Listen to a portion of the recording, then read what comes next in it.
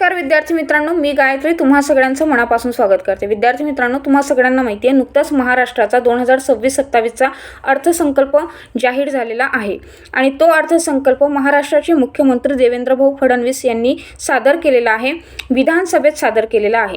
विद्यार्थी मित्रांनो, मुख्यमंत्री म्हणून देवेंद्र फडणवीस यांचा हा पहिला अर्थसंकल्प आहे, पण याआधी त्यांनी एकदा मांडलेला आहे, म्हणजे एकूण त्यांचा हा दुसरा अर्थसंकल्प आहे, पण मुख्यमंत्री पदावर असतानाचा पहिला अर्थसंकल्प।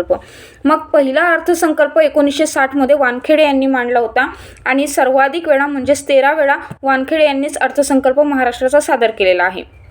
अजितदादा पवार यांनी 11 वेळा सादर केलेला आहे।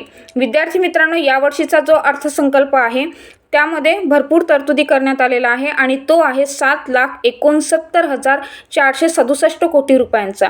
मागील 2024-25चा विचार केला तर 4% 2026-27 मध्ये वाढ करण्यात आलेली आहे। 4% यावर्षीचा अर्थसंकल्प वाढलेला आहे।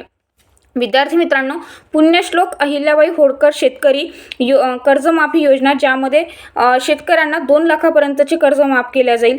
त्यानंतर नागपूरला फिल्म सिटी बनवण्याचं एक मोठं टार्गेट त्यांनी ठेवलेलं आहे।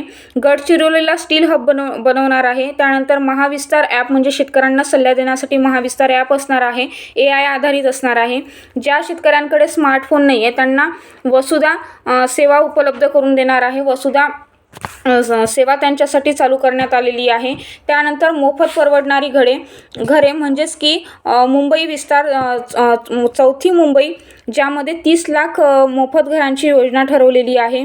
त्यानंतर लाडकी बहीण योजनेचे सुद्धा पुढच्या टप्प्यांसाठी निधी मंजूर करण्यात आलेला आहे। बुलेट ट्रेन असो, रेल्वे, ह्या अशा भरपूर गोष्टी यावर्षीच्या अर्थसंकल्पात मांडण्यात आलेल्या आहे। शाश्वत विकास, हरित उपक्रम आणि पाणी पुरवठा योजना यावर विशेष भर देऊन निधी मंजूर करण्यात आलेला आहे। विद्यार्थी मित्रांनो, माहिती आवडली असेल तर लाईक करा आणि अशाच छान माहितीसाठी चॅनलला सबस्क्राईब करायला विसरू नका।